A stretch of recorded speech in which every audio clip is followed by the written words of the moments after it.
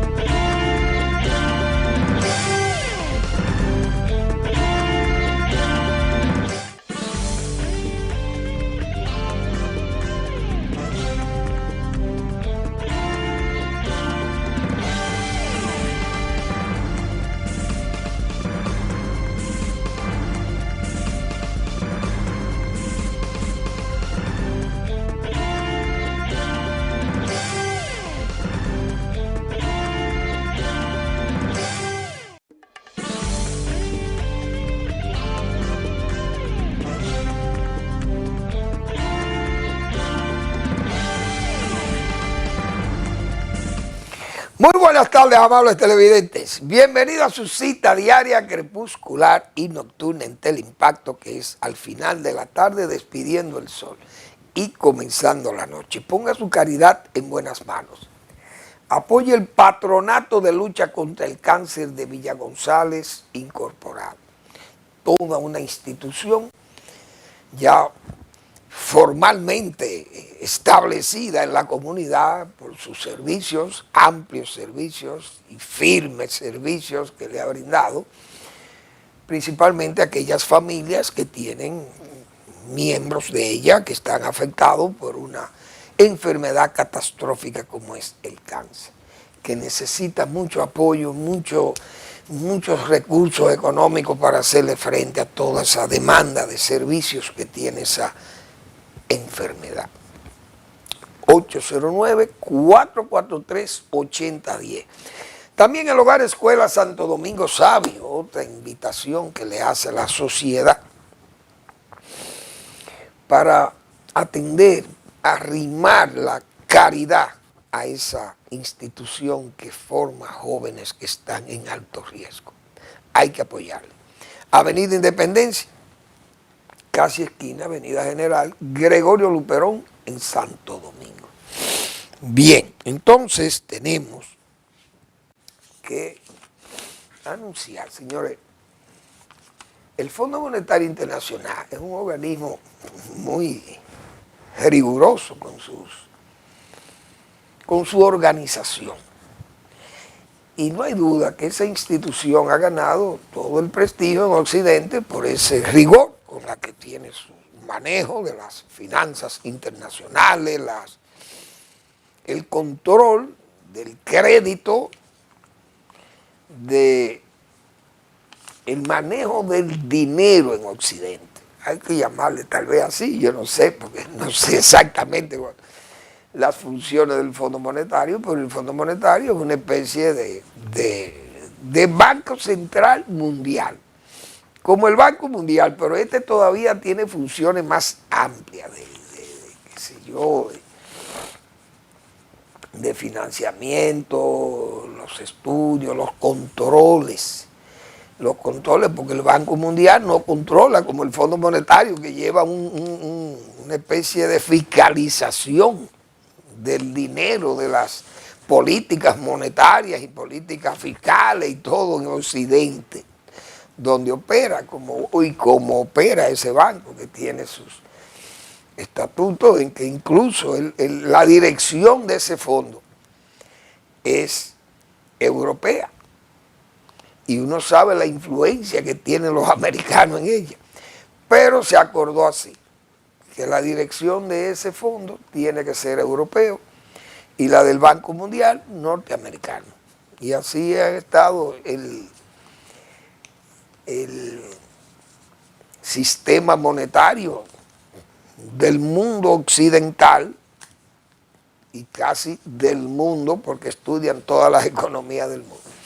Entonces ese banco celebra reuniones en primavera y en otoño. Entonces en la reunión de primavera participan todos esos gobernadores de Banco Central, ministros de Hacienda, etcétera, de Economía, de las principales naciones del mundo y que son miembros de ese Fondo Monetario Internacional. Y República Dominicana, el gobernador Valdés ya tiene años asistiendo a esas reuniones de primavera y de otoño. En esta fecha toca las de primavera y están en esas, pasando revista todo ese sistema de políticas macroeconómicas, todos esas normas que hay que estar siempre, esas normas prudenciales que siempre hay que estar cuidando de ellas, los cumplimientos de esas normas y todo eso que tiene que ver con la política de ese banco. Valdés, que es el gobernador del Banco Central Dominicano, entonces asiste a esas reuniones y por eso es que nosotros muchas veces decimos que no es arriesgado confiar en Valdés, por esa misma experiencia que le da, ya la madurez que le da todos estos años trabajando tan de cerca con esas instituciones como el Fondo Monetario Internacional. Y que él, pues allí informa de la situación del país, que ya el banco la conoce, no hay duda, porque eso se fiscaliza y hay representantes del banco o del Fondo Monetario que nos visitan y hacen sus informes y todo. Entonces, eso es lo que hace que se confíe en esa dirección dominicana del Banco Central. Le da esa fortaleza, esa seguridad, esa confianza que brinda la gobernación del Banco Central, es producto de esa experiencia que tiene Valdés. ¿Cuántos años tiene Valdés asistiendo ahí? Ese es un papel muy importante porque el Banco Central en esta economía sirve de árbitro y de interviniente, se puede decir también. Porque cuando las cosas no andan bien hay que intervenir y el banco interviene, la divisa, el control de la masa monetaria, el préstamo, los intereses, las tasas de cambio, etcétera, etcétera. Entonces, es muy importante que el Fondo Monetario se reúna y es muy importante que estos gobernadores de Banco Central participan y saben y conocen de sus diríamos, de sus vivencias a través de las políticas que se establecen en diferentes países y allí se escuchan todas las opiniones. Eso está muy bien, excelentemente bien. Bueno, Yo viendo el caso de Venezuela, señores, las hijas, vamos a llamarle así, las hijas de Simón Bolívar, las hijas predilectas de Simón Bolívar, no hay duda que fueron Venezuela y Colombia. La cercanía, la hermandad de esas dos naciones. Pero esas dos naciones, las hijas de Bolívar. ¿Y a dónde que va a terminar esta locura? Ustedes saben lo que es el canciller de la República de Colombia. Acusar al propio presidente de la República de ser un consumidor de drogas. Es decir, de ser un enfermo del consumo de drogas. Narcóticas, porque no son drogas, puede uno consumir. Medicamentos que son drogas, bien, porque usted puede tener una dolencia, una enfermedad y tiene esas prescripciones médicas, bueno, son drogas, pero son drogas toleradas, permitidas, pero drogas narcóticas, para usted estimular su ego, su forma de ser, o estimular su vigor, incluso, y no sexual, sino su vigor intelectual, vamos a decir también muchas veces, o su vigor físico, su fortaleza, o su vivacidad mental, qué sé yo, que puedan recibir de un estímulo de una narcosustancia de estas. Pero usted sabe lo que es el presidente de Colombia acusado por su propio canciller de ser un consumidor de droga. Y eso, como en Colombia, eso no va a pasar nada en Colombia. ¿Qué es lo que está pasando con Colombia? Aquel país que le exigió tanto a un hombre serio como Uribe, a un líder como es Uribe, y que le han exigido todas las, qué sé yo, todas las demandas y todas aquellas querellas que se han hecho contra este hombre, que lo que ha sido es un defensor de la democracia y de la libertad en Colombia,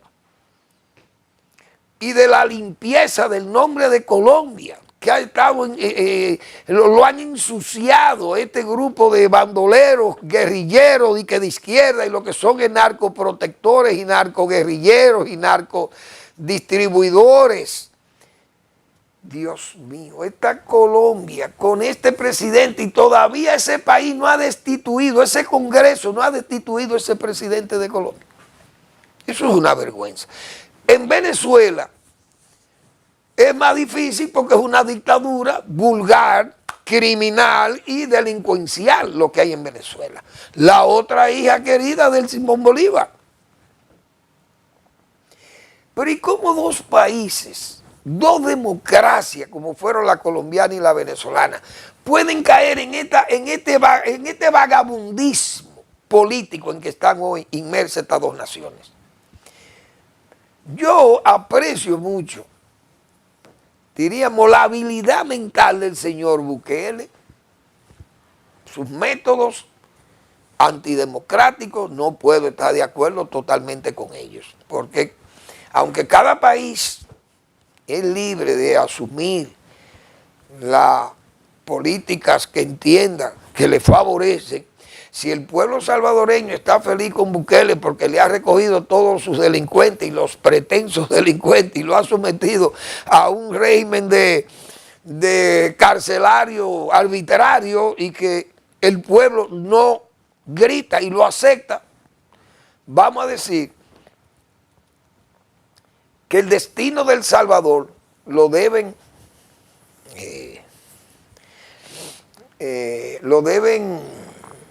exigir sus propios ciudadanos. Son los dueños de su destino.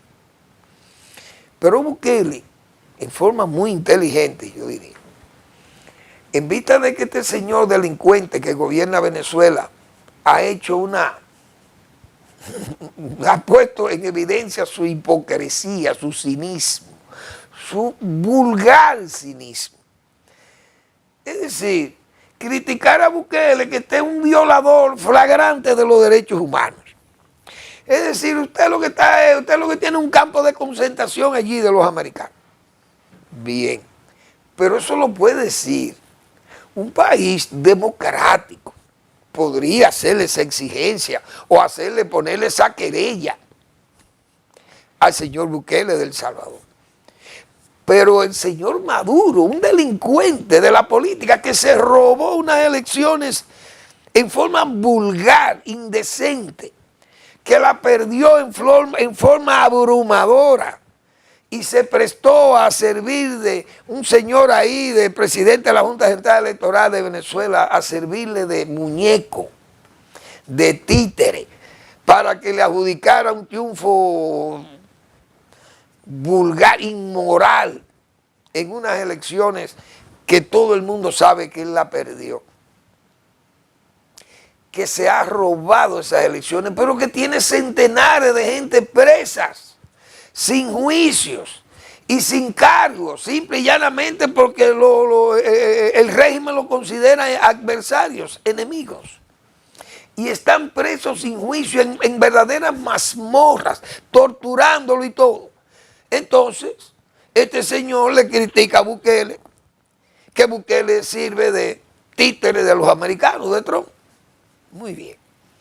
Pero Bukele, en forma inteligente, le ha dicho, mire, como usted tiene tanta crítica a mi sistema, yo le voy a soltar a los 252 que usted dice que son muchachitos buenos de Venezuela.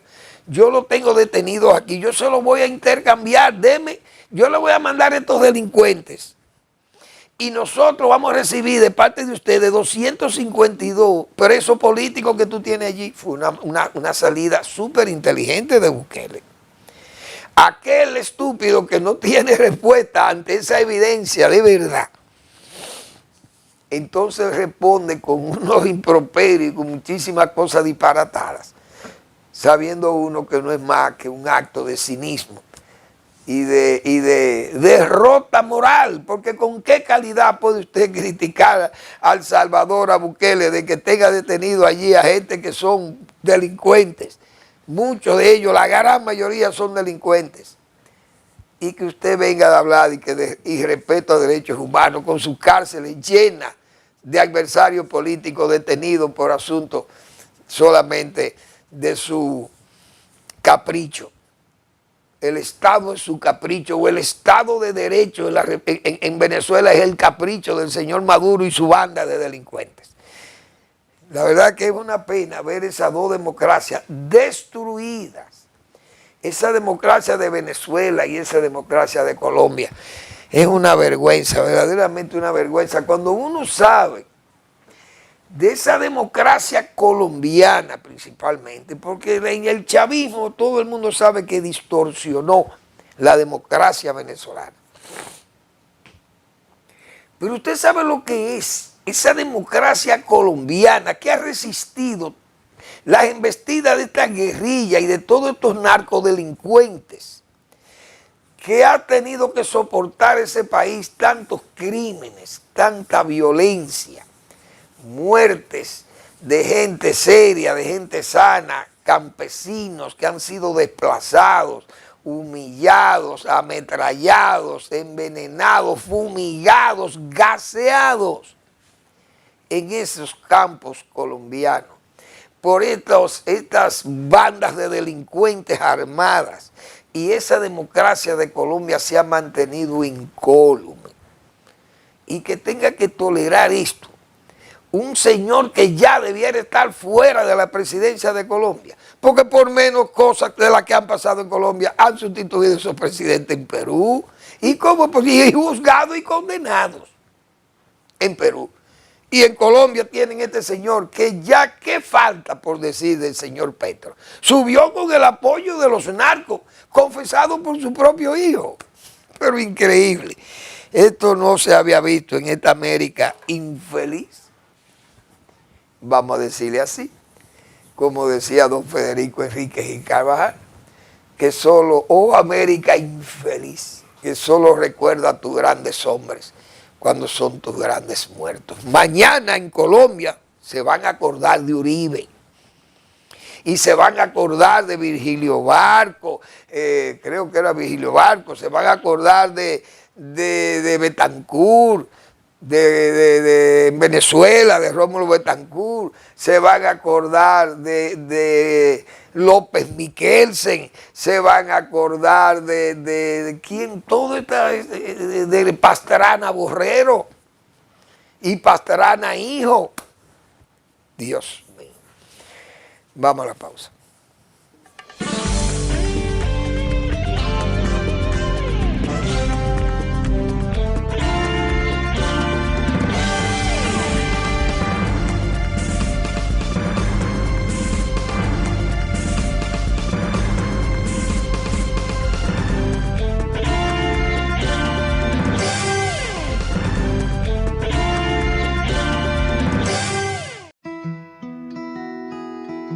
Si de algo saben las abejas, es de flores.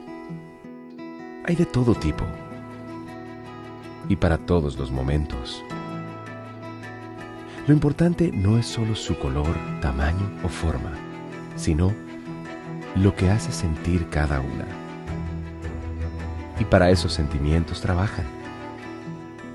Igual que el Banco Central, que trabaja para hacer florecer la economía y que sientas estabilidad. Para ese sentimiento de tranquilidad, para ese sentimiento de crecimiento y desarrollo, para que la primavera llegue a todos los sectores y los planes de muchos den grandes frutos. Banco Central de la República Dominicana, 75 años trabajando por una estabilidad que se siente. Hola, soy la República Dominicana. Soy el merengue que mueve tus pasos y la bachata que despierta tus recuerdos. Soy la tambora que late con el corazón del pueblo. Soy el sabor de un sancocho compartido, el azul que abraza la bahía de Samaná con sus majestuosas ballenas y las aguas cristalinas que besan las arenas de Cabo Rojo. Aquí, el turismo no es solo un destino, es un ritmo, un llamado a descubrir, a respetar, a sentir. Porque cada sonrisa que encuentras, cada rincón que exploras, es un pedazo del alma que cuidamos con esmero. No vengo solo a sorprenderte, vengo a contarte que quien llega no solo se lleva recuerdos, se lleva un pedacito de nuestra esencia que lo acompaña para siempre. República Dominicana, reservada para el mundo. Banreservas, firme aliado del turismo dominicano.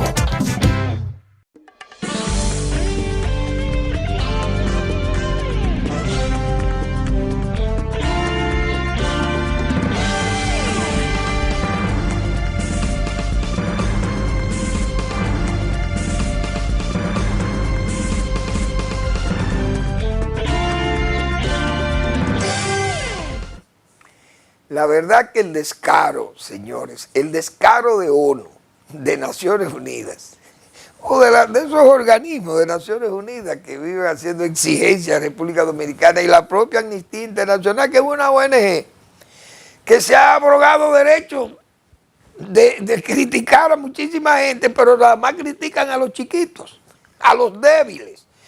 Pues yo no he visto todavía que Amnistía Internacional le haya hecho exigencia al señor Donald Trump por sus deportaciones y sus arbitrariedades. Incluso que hay invasión del propio poder ejecutivo norteamericano sobre otro poder del Estado, que es el poder judicial. Y Amnistía y todas aquellas instituciones u organismos de derechos humanos en Naciones Unidas y la propia Naciones Unidas calladitas. Ustedes no han oído a ONU criticar al señor Donald Trump, porque no es fácil criticar a Donald Trump y a China. Y usted sabe las violaciones de recursos, de derechos humanos que hay en China. Y eso, que se borró una de las violaciones más graves de la historia de la humanidad, que fue matar niñas. En China mataban a las niñas e incluso a las mujeres las hacían abortar si eran hembras, porque no querían vientres en China. Y esa fue una política de Estado en China. Es decir, prohibir nacimientos y limitar los nacimientos a una persona, a un niño por pareja. Sin embargo, estos organismos callados. Naciones Unidas nunca reprimió a China. pero China aporta el 15% de los recursos de Naciones Unidas, pero Estados Unidos aporta el 27%, que yo no sé cómo Elon Musk y Trump no le han puesto los picos a la ONU, que le reduzcan el 27%, me imagino que llegarán ahí, porque Estados Unidos dirá, mira, yo no puedo mantener la ONU para que tener un grupo de países enemigos míos, agrupados en las Naciones Unidas, nosotros aportando un 27% del presupuesto de la ONU. Pero por ese 27 no se atreven. Nosotros que aportamos la millonésima parte tal vez de eso. Aportamos en Naciones Unidas. ¿Qué voz podemos tener allí? Y voto menos. Entonces, Amnistía, ONU, nos critican la política migratoria nuestra, pero no critican la política migratoria de Estados Unidos, de Trump. Y uno sabe, ya lo acabo de explicar el porqué. Pero tampoco se meten con Rusia. El genocida de Rusia que mata, encarcela, expulsa y hace e invade territorios allí y gasea. Porque lo último que hemos visto en Ucrania ahora es que están los drones van cargados de gases lacrimógenos, pero en concentraciones altas. Oigan cómo es que andamos. ONU callada, pero es un miembro del Consejo de Seguridad. Corea del Norte, los aláteres de esos criminosos regímenes comunistas, callados. Amnistía no dice nada, pero Cuba, en Cuba hay centenares de presos, en Venezuela, por donde quiera, y Amnistía calladito. Pero ahora, nosotros no tenemos un preso haitiano aquí. Un preso haitiano no hay en República Dominicana. Lo que tenemos es muchos inmigrantes ilegales que vienen como flota, y Naciones Unidas no le preocupa que esa flota de ilegales crucen a la República Dominicana. Es decir, esa gente no nos hace daño a nosotros. Tenemos que aceptar ese flujo de inmigrantes en forma invasiva porque a Naciones Unidas le interesa que el problema haitiano se atenúe allí sobre la base de nosotros ir agarrando la escoria haitiana aquí. Yo creo que el presidente le ha respondido muy bien desde la frontera. Mire, vayan a Haití, le dijo el presidente, excelente presidente Abinader, que vayan a Haití, ayuden a Haití, vayan Amnistía, métase allí, que allí está el chorizo, abusando y haciendo de lo que le da la gana. Y los ricos haitianos son los que financian esas bandas, porque por algo están vivos y están viviendo en Haití. ¿Por qué no se han mudado de Haití los ricos de Haití? Porque esos bandoleros los mantienen ellos. Lenovelis dijo que un expresidente músico, que todo el mundo sabe que es Martelly, es el primer delincuente jefe de banda allí en Haití.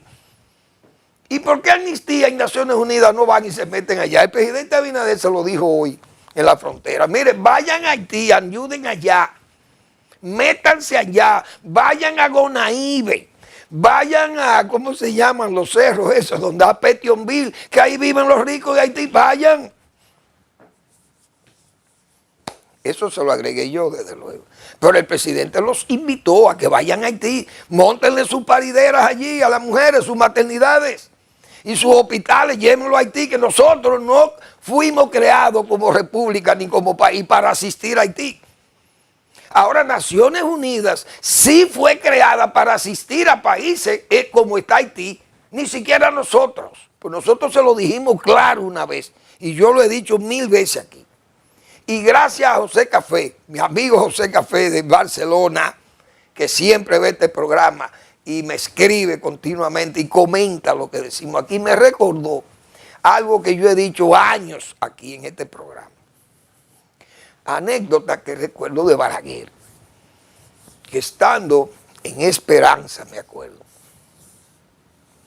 hubo un señor que era el jefe de la FAO aquí, el señor Santa Cruz.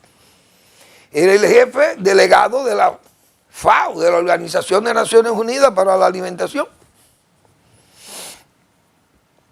Y ese señor se atrevió a decir que en República Dominicana había un 62% de pobreza extrema en el país.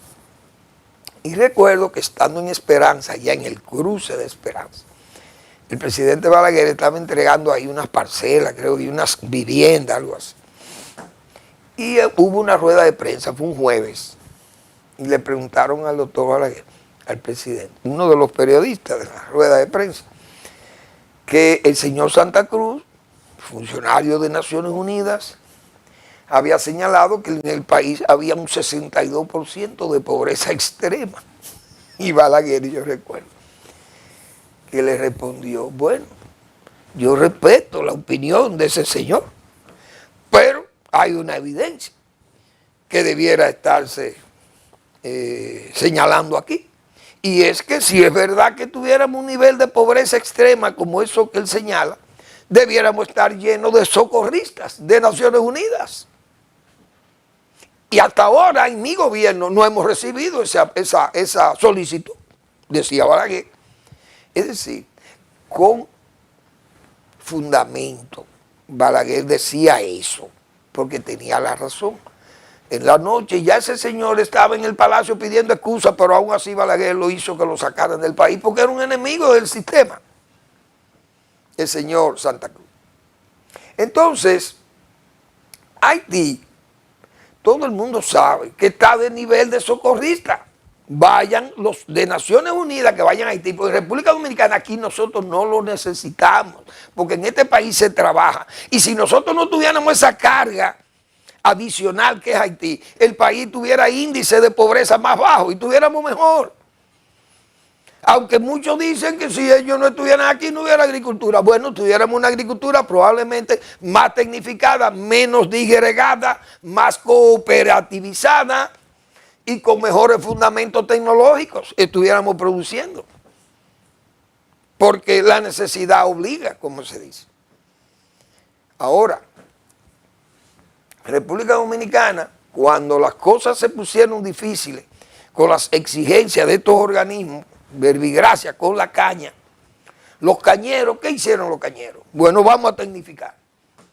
Mejoramos las condiciones de vida de los bateyes, lo poco con lo mucho que podamos hacer en estos bateyes, pero al mismo tiempo vamos a ir tecnificando el corte de la caña, porque ese es el problema que estamos creando o que estamos enfrentando. Y hoy todo el mundo sabe que aquí la importación de braseros ya es innecesaria para la industria azucarera. Fíjense que acusan del uso de trabajo infantil y esas cosas, pero no de lo que siempre se nos acusaba, de ser esclavistas con la mano de obra haitiana. Entonces, esos grupos, esa ONG que es Amnistía, el presidente dijo hoy desde la frontera, vayan a Haití, ayuden en Haití, no aquí. Vayan allá, métanse allá, las parturientas, ayúdenla allá. El país no puede seguir en esto porque nosotros tenemos que dar ejemplo de firmeza. Y el gobierno que siga con su política migratoria, todos lo vamos a apoyar, todos los dominicanos que están conscientes tienen que apoyar eso. Pienso que no hay que hablar más de ese asunto. Ahora el presidente sí que meta a los generales allí, como lo hemos dicho nosotros tantas veces aquí. Presidente Abinader, llene la frontera de generales, que usted tiene generales de más en el ejército. 30, 50 generales, ¿qué hacen? Echando barriga o buscando cómo beneficiarse de actos que le puedan atraer beneficios económicos a ellos o a sus familiares. Esos generales tienen que estar en la frontera, comandando tropas y velando porque los rasos o las clases o la oficialidad inferior a ellos cumpla con sus deberes. Y el que no cumpla con su deber, el general, tiene que estar, como dicen, con sus ojos puestos 24 horas del día encima de su oficialidad o de su soldadesca. Y ahí él puede determinar quién es que tiene el negocio del tráfico ilegal de haitianos hacia la República Dominicana, y él toma las medidas del lugar porque no quiere perder su cargo, su rango. Entonces el presidente lo que tiene que hacer es instalar sus generales allí. Claro, hay que brindarle las facilidades y las comodidades que requieran no solamente los oficiales, sino los soldados. Hay que tenerle clínicas, hay que tenerle asistencia no solamente sanitaria, sino asistencia social, deportiva, cultural, escolar, etcétera, para sus muchachos, la asistencia de viviendas, facilidades para que los militares se sientan cómodos y además no se sientan atraídos por esa corrupción o por esa corruptela en la frontera, que tanto daño le está haciendo no solamente a los dominicanos, a la dominicanidad, a la nacionalidad, a la soberanía que es inmanente, la soberanía que es intranseúnte. Eso no se puede vender ni transferir, única. Si el presidente manda a los generales a la frontera, se acaba el tráfico de indocumentados y más. Los devueltos no tienen ánimo de regresar porque saben que hay un impedimento muy fuerte en la frontera que no permite la corruptela. Entonces esa gente se desencanta y tiene que quedarse en su país.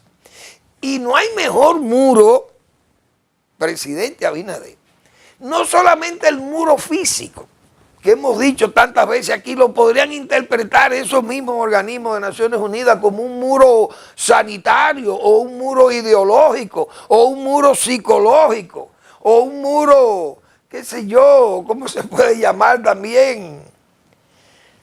Físico, que impida las operaciones ilícitas que se hacen en la frontera. El muro militar, repito, el muro militar es más seguro que ese muro físico, el propio muro militar, pero tiene que ser un militar que esté bajo control. Y lo único que puede controlar ese problema del tráfico ilegal ahí es que hayan oficiales superiores que estén dispuestos a defender su rango, que no lo puedan perder. Y si el presidente y el mismo ministro de las Fuerzas Armadas les advierten a esos militares superiores que el paso de ilegales por ahí caerá, la carga de ellos será responsabilidad de esos militares superiores, el control va a ser efectivo en la frontera. Y si no, entonces tenemos que subastar este país. Porque ¿qué es lo que nos queda entonces? Si vamos a tener unas Fuerzas Armadas vendidas al tráfico de droga, al tráfico de gente, a la corrupción, entonces ¿qué es lo que vamos a defender en este país? Eso es una pregunta fácil de resolver, entiendo yo. Bien. Bueno, se ha anunciado una marcha ahí por ilegales haitianos para el 27. ¿Y a dónde se ven estas cosas? En Nueva York. Y en Los Ángeles tal vez, esos dos estados que son dos estados que lucen como tan independientes en Estados Unidos. Los ilegales han hecho marcha. Bien, ilegales, gente que está allí sin garantía de ningún documento, documental. Y hacen marchas, protestando contra las deportaciones. Ahora, esa gente, cuando llegó Trump al poder, y dijo que todo el que salga a la calle y sea ilegal, ellos lo van a recoger y se lo van a mandar a cada país. Esas marchas se acabaron, porque la verdad es mala de ver. Entonces, en República Dominicana nosotros no podemos permitir que los haitianos ilegales e indocumentados hagan marchas aquí, ahora sí son legales. Pero eso es fácil de determinar porque solamente con la presencia de la Dirección General de Migración en esa pretensa marcha, yo pienso que puede hacer huir a quienes intenten ir a caminar, porque usted no puede desafiar la ley de un país, la autoridad de un país, el monopolio de la ley en este país, el monopolio de la fuerza en este país, la tiene el Estado Nacional, el Estado Dominicano. Entonces, ¿cómo es posible que aquí haitianos ilegales falsos dominicanos o falseados como dominicanos sobre documentos que han sido falsos, probados, porque ahí están claros. Ese caso de la señora Belique fue un caso que la Junta Central Electoral le demostró que ella estaba fundamentándose en documentos falsos, falsificados para justificar una nacionalidad que no la merece, porque es una mujer que ni siquiera tiene, no tiene ni el respeto por este país, porque es una enemiga jurada del país. Igualmente el caso Winnet. El caso de ella y el caso Winnet fueron igualitos, como se dice, idénticos.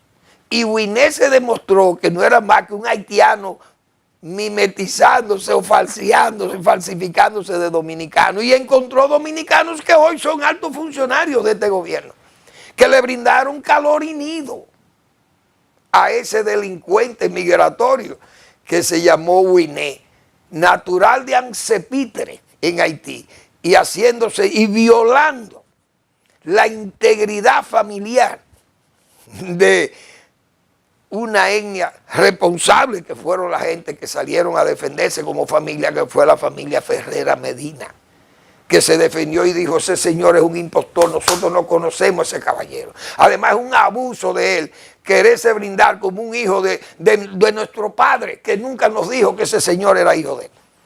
Un haitiano que fue mimetizándose ahí por vía de dominicanos irresponsables que hoy, repito, forman parte del staff de este gobierno, todo un verdadero colectivo pro-haitiano. Vamos a la pausa.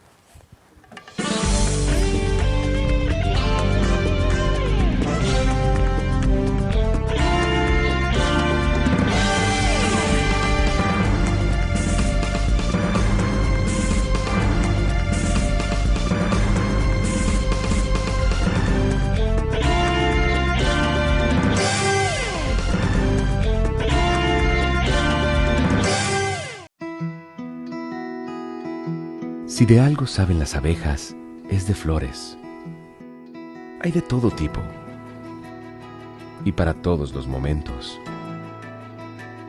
Lo importante no es solo su color, tamaño o forma, sino lo que hace sentir cada una.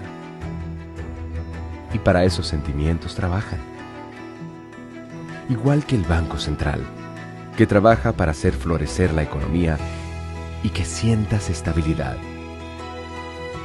Para ese sentimiento de tranquilidad, para ese sentimiento de crecimiento y desarrollo, para que la primavera llegue a todos los sectores y los planes de muchos den grandes frutos.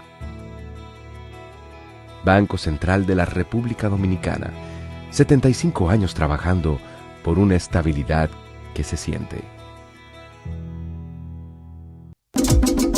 Hola, soy la República Dominicana. Soy el merengue que mueve tus pasos y la bachata que despierta tus recuerdos.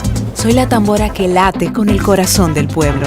Soy el sabor de un sancocho compartido, el azul que abraza la bahía de Samaná con sus majestuosas ballenas y las aguas cristalinas que besan las arenas de Cabo Rojo.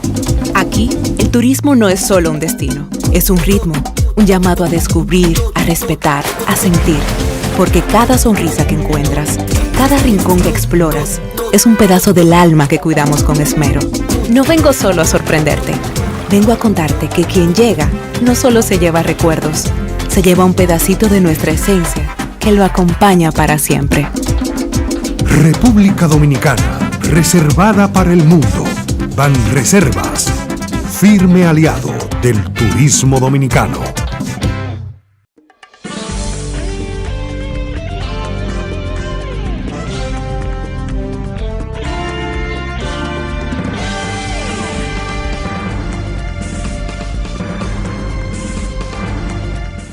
Bien, hoy es 24 de abril. Hemos dicho que abril es un mes que le disputa patriotismo, diríamos, tal vez, un mes patriótico, abril. Tal vez le podría discutir patriotismo a febrero y agosto, que son nuestras dos fechas de independencia. Pero no creo que abril llegue hasta allá. hablar ya del 27 de febrero y el 16 de agosto, estamos hablando de fechas sagradas para la República Dominicana, independiente de todo lo que quieran decir unos y otros de los historiadores de este país.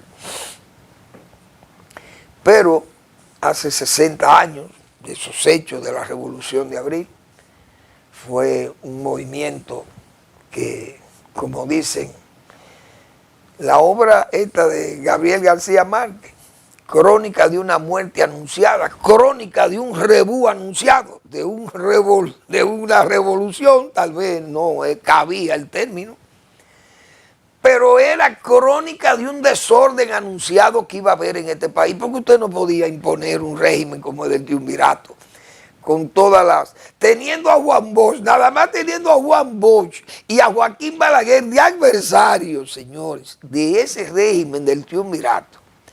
Con eso era suficiente.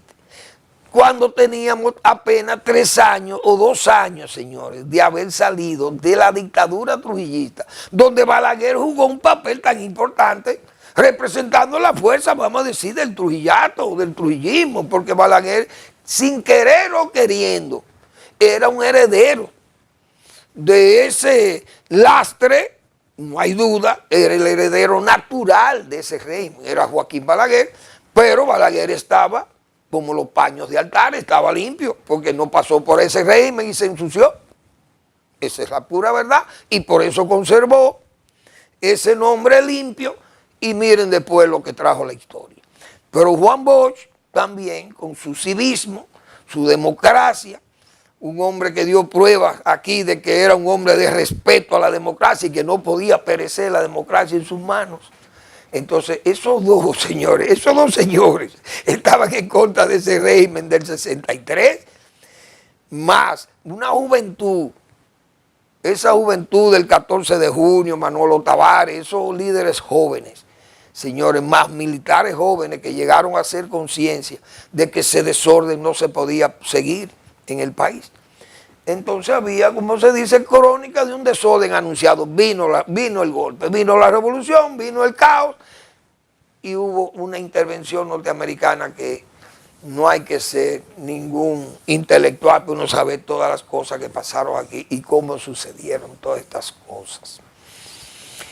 Pero yo siempre hago mención de que la decisión patriótica de hombres como Montearache y el propio coronel Camaño, por citarlo a ellos dos como líderes militares de ese movimiento, yo me imagino el San Antonio que echaría esos dos caballeros en la puerta de la embajada americana o en el patio de la embajada americana, cuando el embajador americano los humilló a los militares que habían participado en el levantamiento.